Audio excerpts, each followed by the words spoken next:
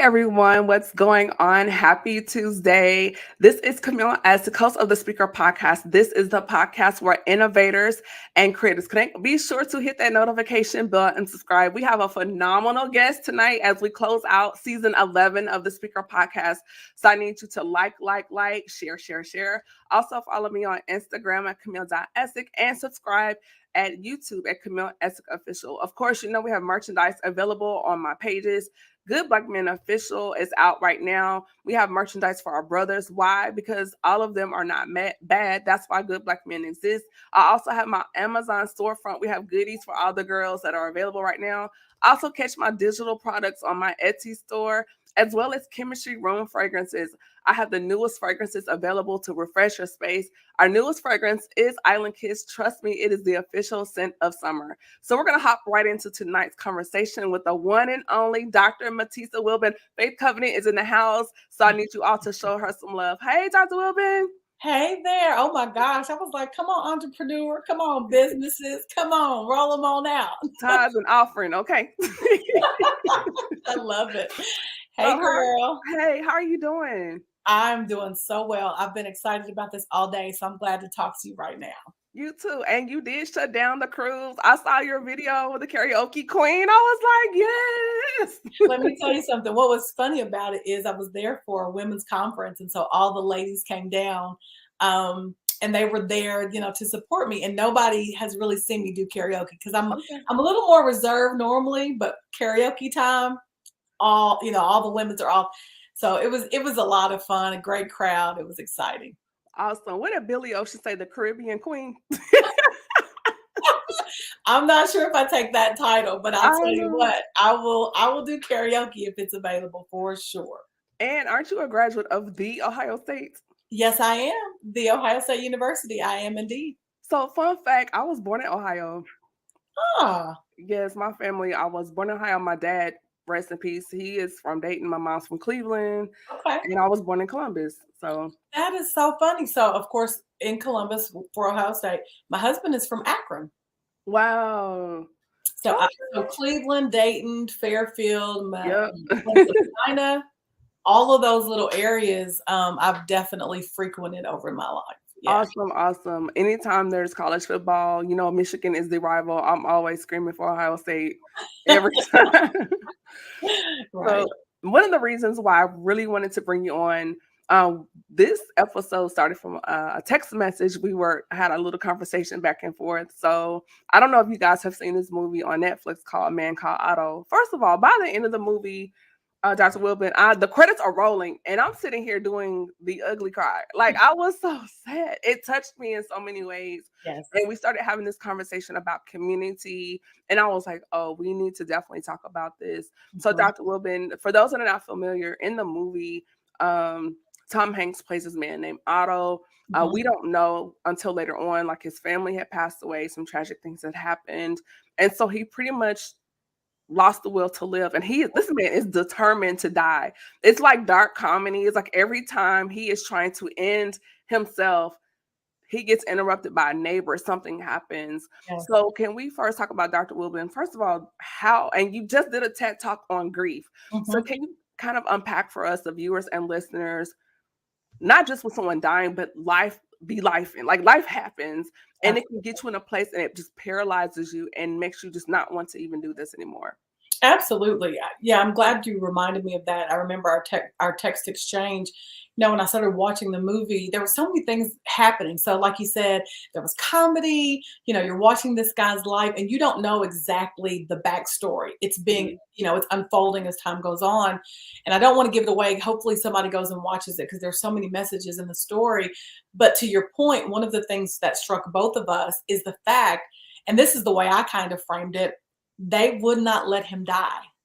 The community, the people around him would not let him die. And to your point, there's so many things that happened in his life that did make him feel hopeless to some degree, or, sad to the point where he felt like he no longer wanted to be alive.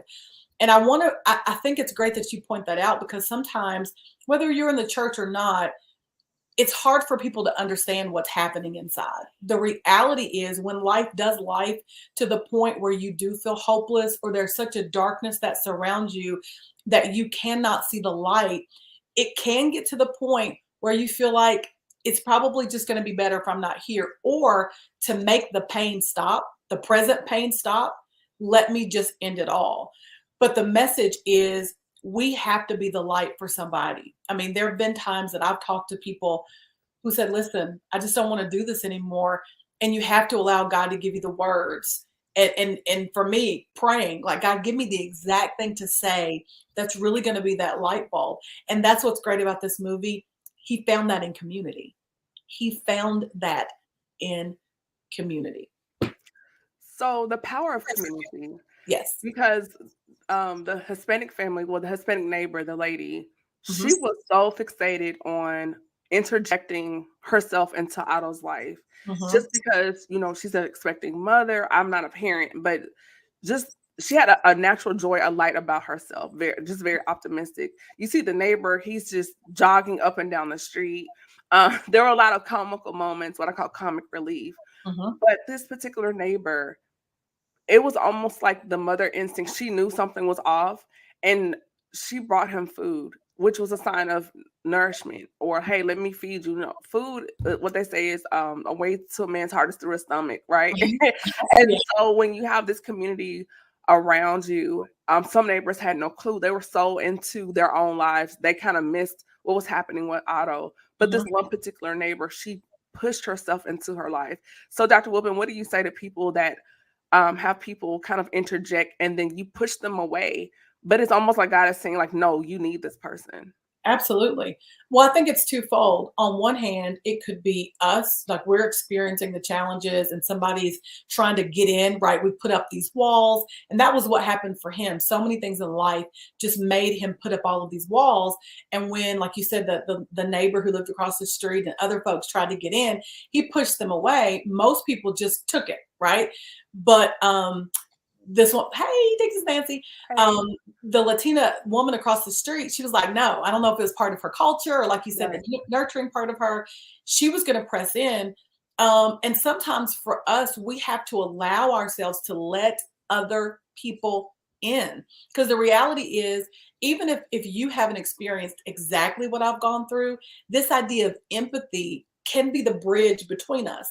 Maybe you didn't experience the death, talking about grief, or maybe you didn't experience the job loss, but I've experienced something that can be the bridge. But the other side of that is, and I think this is equally as important, there are going to be people in your life and in my life who pushed us out.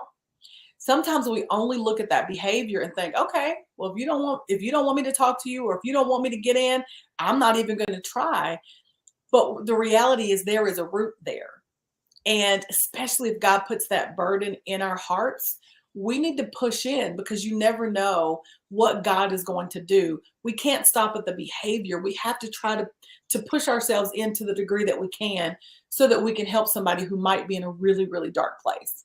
That's good. Dr. Wilbon, do you believe that sometimes people push back because they have what I call they can be the warden and the prisoner of their own jail they create because of past hurts, rejections, abandonment issues. So your mind, it's like you want to love or have a community, but because of things that happened in the past, I don't want to, I refuse to let that happen to me again. That's So right. I'm going to get you off of me first, Yep. so there's a kickback. So what is your advice to people that are in that space that kind of live their lives on the defense, and maybe we can say that, and Mhm. just say, hey, you're in this bondage mentally, emotionally, but yes, you have the opportunity to hit the restart button and start over. Yeah, the short answer to your question is absolutely. I think that happens. And I think the advice that I would give is, number one, you have to recognize it, right? This is the framework that I give to people that I coach, clients of mine. Number one, you've got to recognize it. You have to identify that I, in fact, have a wall up. Often what we do is we justify our behavior, right? Mhm. Well, this is just how I am. Or, this is what happened to me last time. But we really have to reflect back on ourselves and say, listen, I've got some real trust issues. Doesn't mean that they aren't warranted. Doesn't mean that somebody maybe hasn't done something, to betray you or whatever. Once I acknowledge it, I have to make a choice. Number two, to say, I don't want to live like this, because the reality is love takes risks. It's Mm, risky. If I'm opening myself up to you in community or in a relationship, there is a risk that you might hurt me. That's just a reality. But my need and desire to be part of a community, to be loved by other people, has to be greater than the risk that perhaps I might get hurt again. Because as lives, people are going to hurt, right? Because people do people. So again, acknowledge it, choose, and then put into the world what you want to receive, right? that's really When good. we talk about this principle of reaping and sowing, often we limit it, especially in the church. Hey, Shamicia, we limit it to, giving, as far as, hey, Candace, as far as, I'm sorry, Camille, I'm just talking to everybody. You're Um, fine. I love seeing the folks jump in. But Yes. what I was saying is love takes risks. And once we identify it and choose it, then we have to decide, I want to give it because that's what I want and need in return. And let me just underscore that word need. Hmm. I believe, Camille, that God created us for community. He Yes. started with Adam, but then he made Eve, right? He creates the first family. The Bible talks about in the New Testament the fact that if you look at the family, that it mirrors, right, the church. He says, I put the solitary in what? In families. I believe that our greatest power is in community. I totally agree. One of the things, and not to be super churchy, but my platform is a faith based, and we do talk about God here. Period. That's what we're gonna do. Okay. The scripture came to my mind. Be not conformed to this world, but be transformed by the renewing of your mind. And that doesn't, when I read that, it doesn't just apply to your spiritual life, but we have a lot of worlds going on in our minds, right? You have a world of rejection, you have a Mhm. world of hurt, you have a world of abandonment, Yes. right? We have a world of low self esteem, lack of confidence, a world of discouragement. And so when you're in those worlds, you cannot conform to those worlds. Even though those things happen in your life, don't Yeah. conform to it. But you Right. also have to transform your mind into what? First of all, putting on uh, the whole armor of God, like the Bible says, right? So when Mhm. we're transforming the mind, transforming it into what? I transform my mind into faith, into peace, into confidence, the fruits Mhm. of the spirit, right? Mhm. A world of peace and joy and love, a world of community. So in order to do that, there's a transformation that takes place. So Dr. Wilbon, Dr. Matisa, I want you to talk about that transition when we've gone through a world of grief, but Yeah. transitioning back into life. Yeah. I actually have never heard anyone sort of put the scripture in that way. I love that, Camille, this idea of the world to which we should not conform. I love that, but it is the renewing of our minds. I talk a lot about grief because that's my personal story. Right. Lots of things have gone on, and I've talked about this, and I'll talk about this a little bit more later. I did a TED talk on grief, and people were like, "Why grief? You could have talked about so many things." But the reason I did is because I've dealt with it. I had three of my cousins who died on the same day from a Mm, drug overdose. They were all doing drugs and got some there was fentanyl in the drugs, all mm, on the same day. I had a cousin who overdosed. I did his eulogy. Within 6 months, my brother had died, and there was addiction as a part of that. And I did his eulogy. I could go on and on. My mom passed yep. away in 2017. And so grief for me is such a tangible example, that as a believer, right, I know that God can bring you through. But I'll be honest in that there were times that I was conforming, if you use that same example, to the idea, let me say this, to the idea that with grief, I had to go into a dark place, right? Hmm. With my mom, I just got up and kept lifing. Like I preached, we laid my mom to rest. I preached at a mother-daughter tea the next weekend. Now, I would never advise anybody to do that, Hmm. but I thought I needed to just go on. I thought because I'm a minister and because I'm a leader, Hmm. right? And so I found myself going into a place that I didn't recognize. So I was publicly serving, but I was privately dying. I was Mm, privately in my bed with the windows, closed and my blinds shut. I was mm, privately unable to really play with my kids, my husband having to sort of take over, not wanting people to know, right? Mhm. And not realizing that there was something wrong. And so, to your question, how did I move from that place to life? Mhm. And I don't want to make it simple, but I'll be honest, I made a choice. I decided, because I had let grief really overtake me. I decided I love my mom. That was the time when it started. I love my family, Mhm. but I can't live here. Right. Cannot live here. It's taking over my mind. It's becoming the lens by which I see everything. And it doesn't mean that it was easy, Camille. It doesn't mean that I snapped my finger. Yeah, I was on autopilot. Doesn't mean that I snapped my finger and all of a sudden the grief is gone. Mhm. But when I made a choice, the grief became healthy, right? Let me say that to everybody watching. Yes. Grief is a gift. It's not something to be ashamed of. It's not something to try to push away. It is a healthy way of expressing sadness. Mhm. And once I learned how to grieve in a healthy way, the darkness had to kind of go away.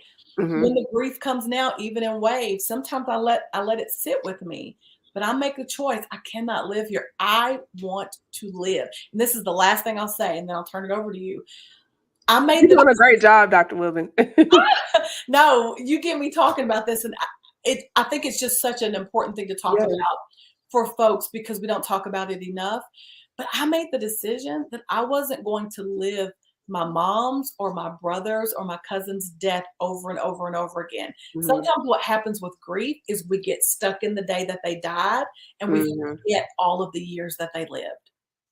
Wow. So how Can do you I say that again for the people in the back? Because I see people on social media, they'll post every year, 2 years later, 3 years, today was the day. Can we Yeah. kinda dig into that a little bit more, Dr. Wilbon? Absolutely, and I don't think there's anything wrong with acknowledging that Right. anniversary because 'cause I've done that. Right, but don't stay there. Yeah, so let's just say, I'll make this date up.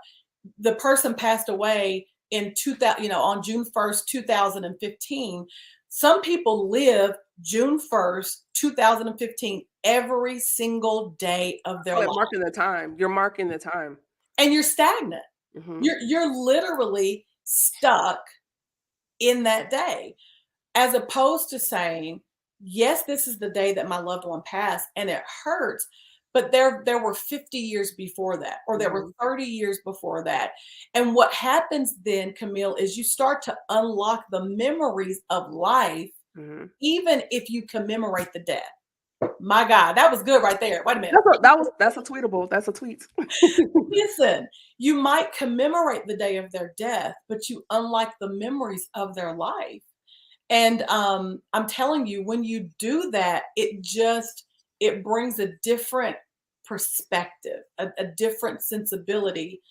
And let me say this: you don't have to grieve a loved one for the rest of your life, or be sad for the rest of your life in order to prove your love. I love it. Um, you talking about that made me think about my father. So, 2019, I was still in the Navy. I was stationed in California. Mhm, At that time, I was in the process of processing out of the Navy or preparing to. I had just finished one of my degrees and applying for graduate school. And so I woke up one morning in July and I had missed like 13, 14 calls between my stepmom and my uncle. mm, And for some reason, I just knew I was like, something is wrong. It has to do with my father.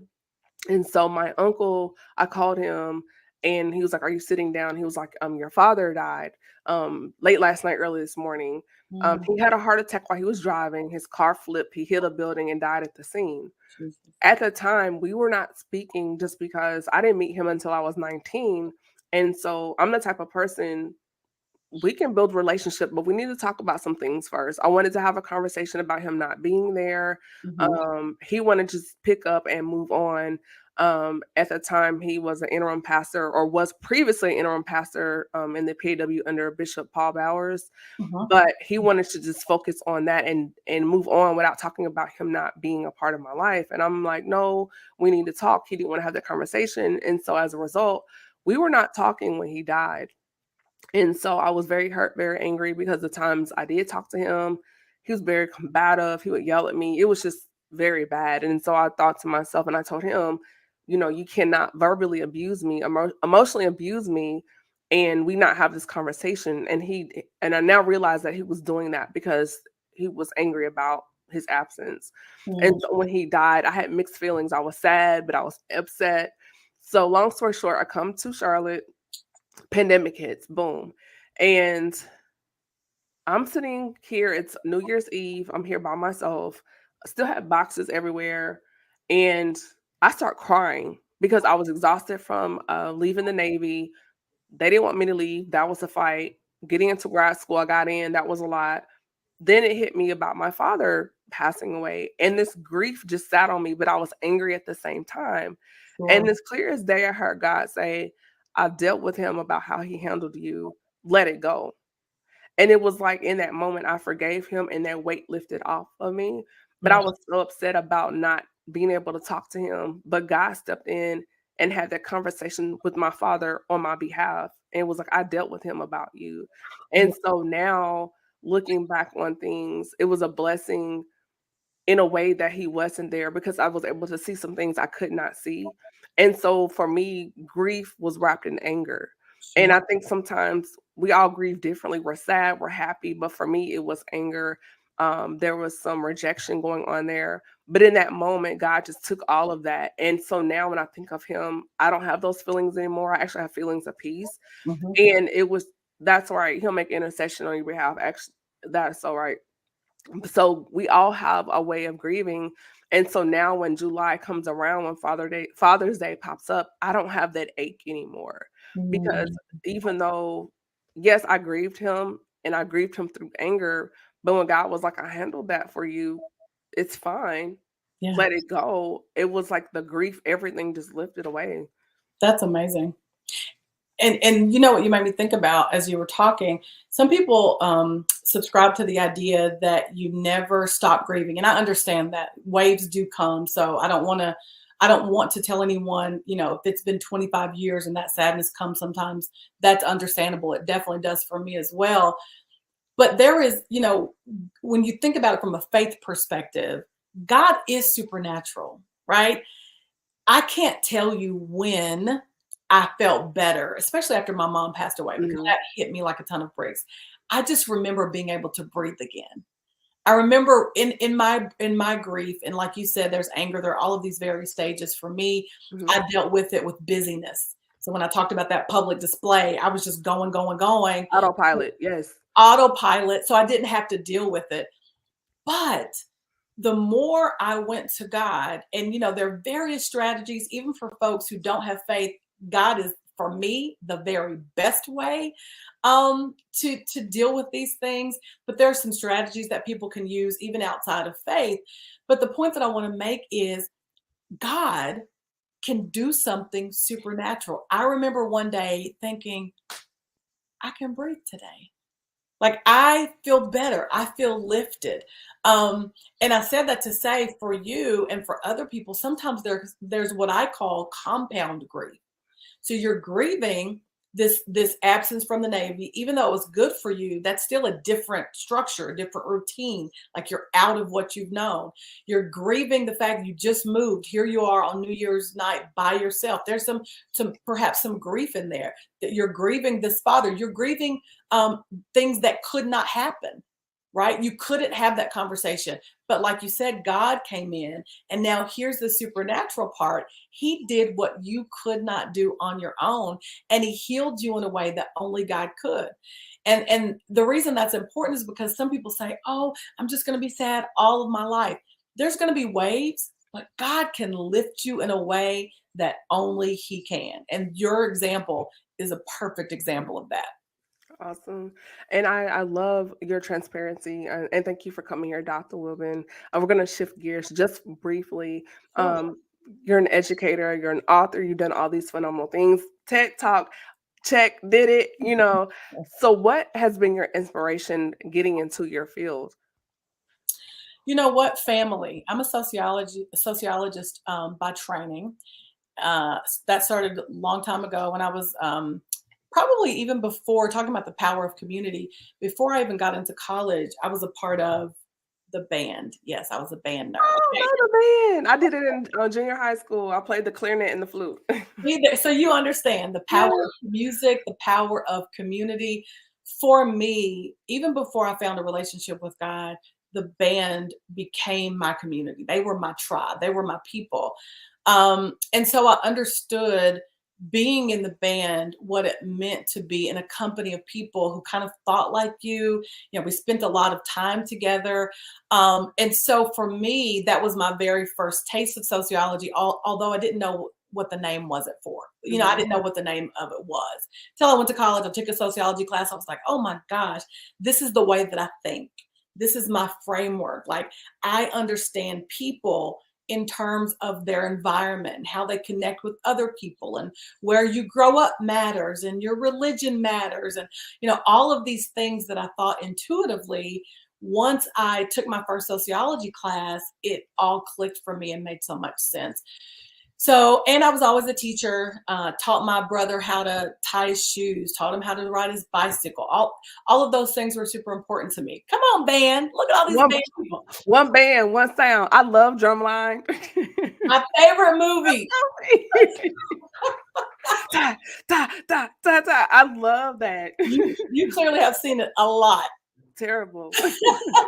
But you know what? Everybody can identify who's been, whether you've been in it for a long time or not, you can identify just the importance of it. It was super important for me because, again, it shaped me. Being in that community helped me have confidence, helped me have discipline, helped me learn how to be a winner, helped me to learn how to be a loser, right? It helped me to understand the power of working in teams, working together. All of that's sociology. And so when I took my first sociology class, long story short, I was already a teacher by nature. Sociology was the way I looked at the world by nature. So I was just like, I want to be a professor. The other thing is, I went to a predominantly white institution, a PWI. Me too. MTSU. So, anti-issue, Middle Tennessee State. gotcha. Oh, okay. I know that school. So being there and having no black faculty, I was like, we got to change this. So I made a decision as a freshman. I'm getting a PhD and I want to teach at a PWI because when students of color walk into the classroom, I want them to see a professor of color. Because representation matters. I did not have my first black teacher until my freshman year of college in English. I didn't have one all through college. Wow. Well, I See, take that back. We protested. That was my first taste of activism too. We protested and we were like, you gonna bring some black faculty on this campus. So right. by the time we were juniors, I think we ended up having one, not tenure track. That's a whole other conversation. This was just a visiting professor. And it's gotten better since, but Mhm. that was really when I started thinking about sociology teaching and activism. And God just used all three of those things throughout my life. Awesome. I love it. I've been window shopping for the doctoral program. Um, but once this settles down and you know what I'm talking about, I will Mhm. probably pull your coattail on how to maneuver that lane. I definitely know will probably be women's studies, particularly Black women in media and communication, because that's where my master's is, and Beautiful. just how we're portrayed in media, and maybe go down that lane. Mhm. So that is a conversation for another time. But you're such an inspiration to me. So thank you for sharing that. I think it's so important that we do have representation in the classroom at every level, beginning with kindergarten, particularly with my brand, Good Black Men, seeing us in the classroom, just because even though I don't agree with everything he says, but some of the things from Dr. Umar Johnson when it comes to advocating in the classroom, testing, Sure. behavioral evaluations, and things like that, there is a disparity, there is discrimination. And I think I do believe we need our people in the classroom because we understand our kids, we understand our language, we understand our culture, and that's a conversation to be had as well. So I think that's very important in what you do, particularly in upper academia, is very powerful and very important. So thank you. And that's the power of community too, right? Mhm. So, when I was teaching in Kentucky at a PWI, students would flock to me because again, you're seeing someone who reflects you. And it's not to say that they didn't have great classes with other kinds of professors, but as I would always say, it's a richer conversation and a richer experience. I and again, we can have this conversation, but Yeah. I immediately knew I was going to be faculty council president as soon as I stepped on campus. I already knew I was going to get tenure in 6 years, and that's the period of time. I already knew because I went there as a change agent. Hmm. And I said that to say, when I was faculty council president, I brought things up that nobody, because I was the first Black person to be in that position. So my lens was for people of color. I was like, well, what Yeah. about this? Why? People were like, I never thought of that. Not because they're ill intended, But their society or was experience. portrayed in a way where they didn't have to think about it. Yes. And so when you bring it up, I call myself a disruptor proudly.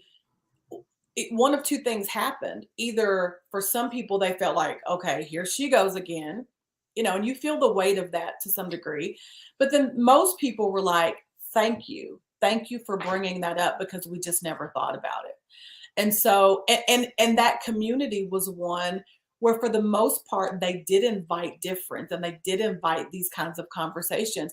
And the power was, it didn't it didn't create division across the campus. Most people came together in various positions across different, ethnicities and all of that to make the whole better. And that's the power of community because it's not about me as an individual. It's about how can I make the whole better, right? Otto, going back to that scenario, he made the community better. He Even though it did. seemed like he was a curmudgeon and everybody talked about Otto, really, he was the one that kind of held that community together. He did.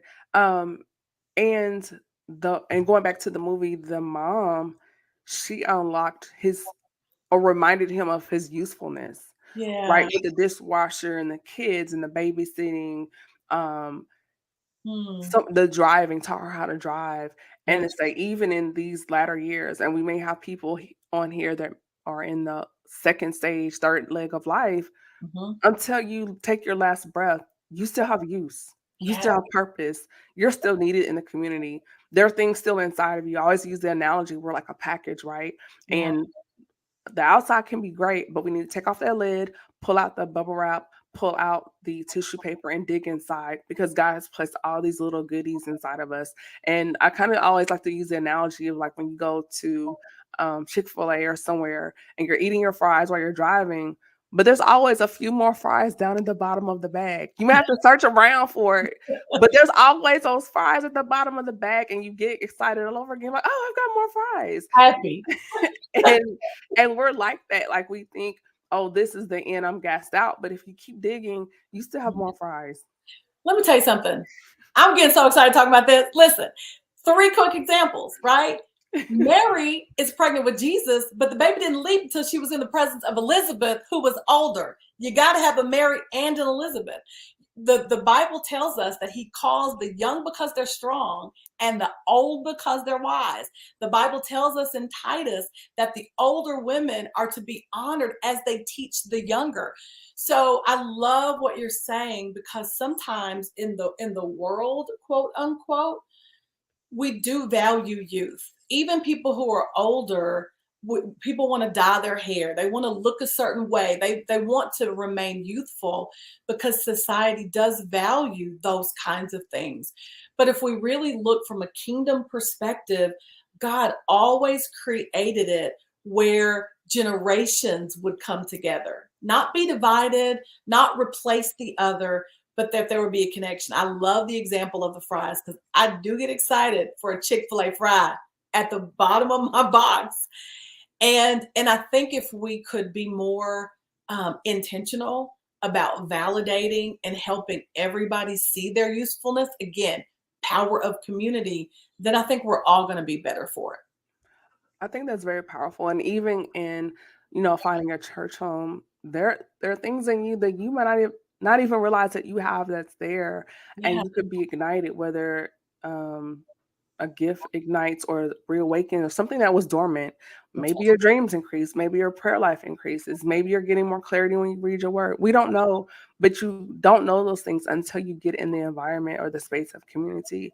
That's one of the things I love about Faith Covenant is that it's a healing place. It's a yes. place that reignites you, gives you life and vigor and hunger, not just in the church, but also in the community, the things that goes on, Mhm. with Matthew 25 or the boutique, so many other things going on, things for the kids. I've never in my life seen so many kids excited about coming to church and then how their community, they encourage each other. That's right. The married people, they have an amazing community. We just watched the cooks yesterday on the virtual gender reveal. Well, yes. Another little girl, I was like, yes, I was team girl. I knew it, and just to hear their story about this being their miracle baby. And even in that community, they've experienced grief because to go through, what they've gone through to get to here, Yes. that was an emotional up and down, right? That's right. And so when we look at different communities, whether if it's in higher academia or my sorority or church,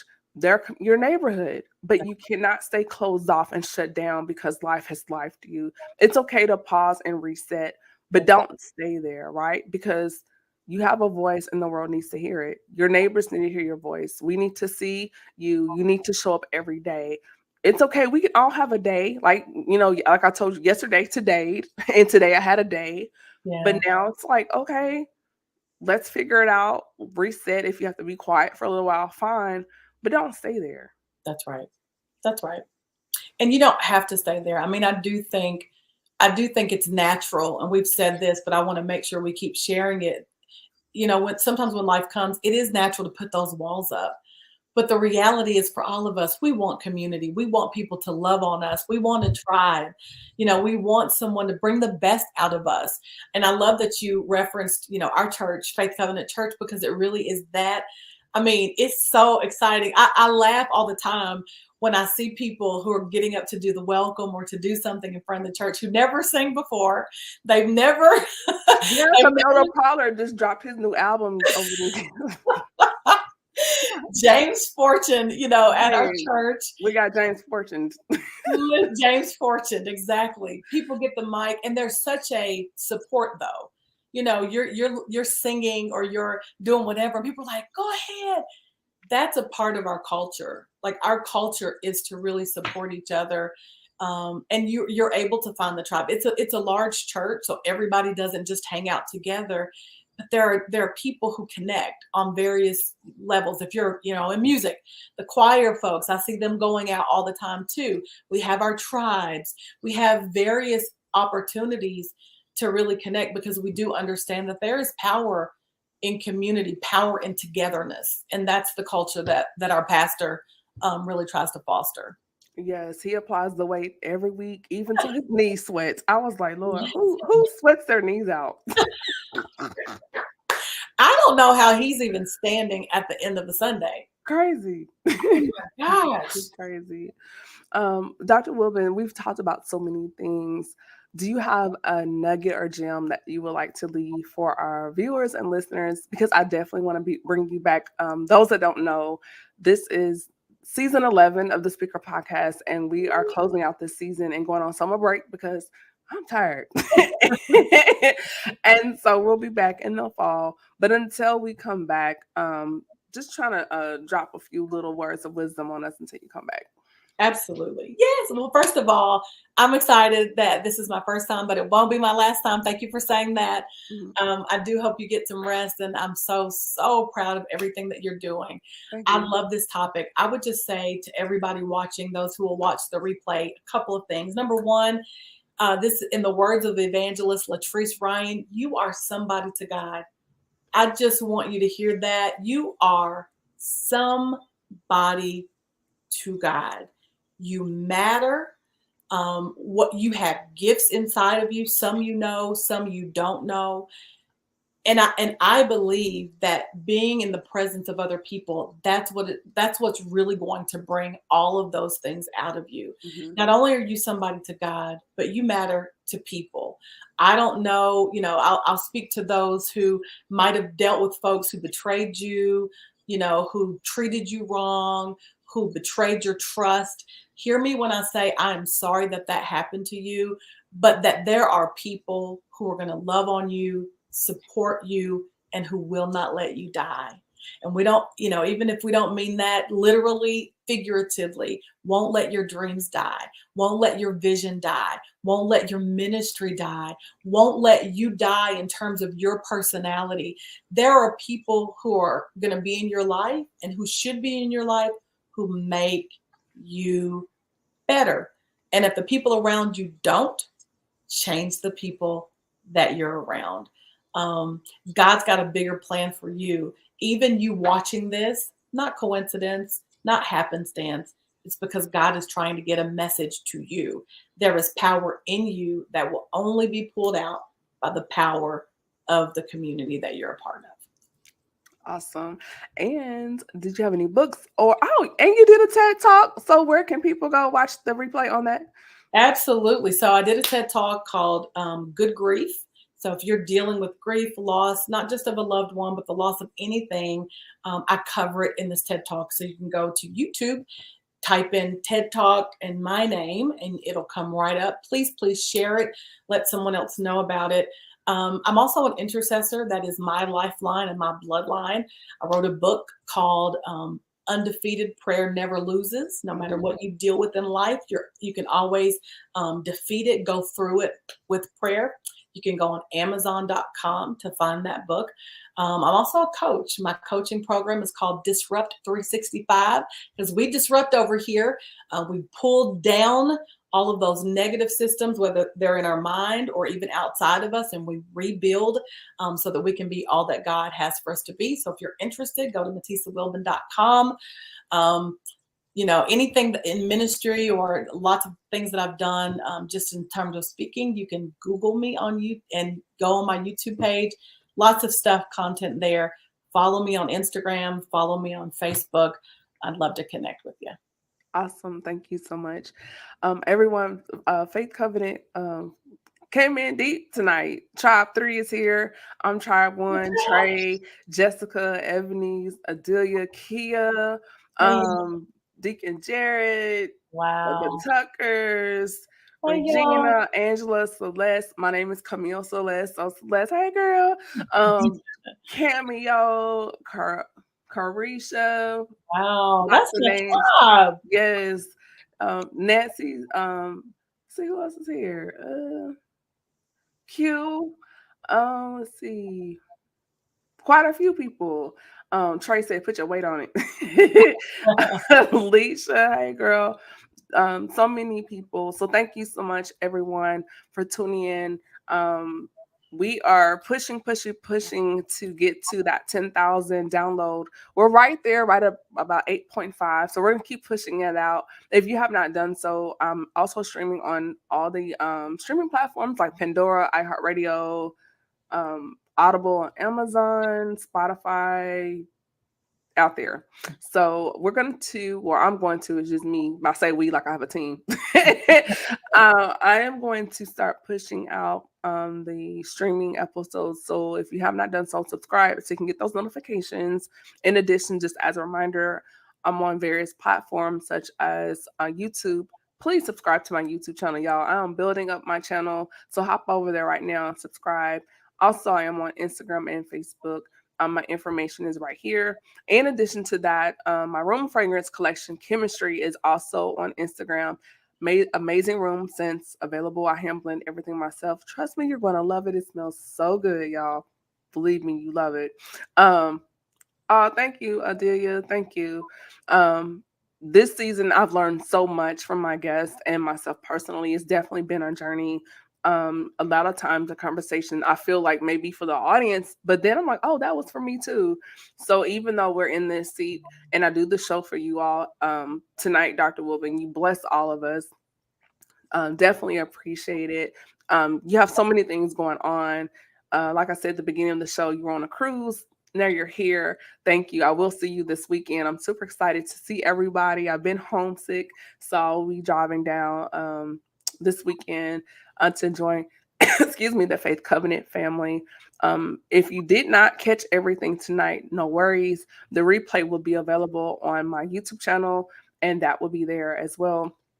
I think we've covered everything. So with that being said, you all, this is Camilla Essick. I am the host of the Speaker Podcast. This is the podcast where innovators and creators connect. I'll see you all in the fall. You all be safe this summer. Happy Juneteenth, y'all. Peace. Bye, y'all. Bye. Chemistry Room Fragrances is the perfect addition when elevating the vibe of any space. Whether if it's your home, car, or office, and something needs a quick refresh, our room fragrances provide that beautiful burst of fragrance with just one quick mist. Shop now at www.chemistryroomfragrances.com and be sure to follow us on Instagram at Chemistry Room Fragrances. Chemistry Room Fragrances. Smells so good.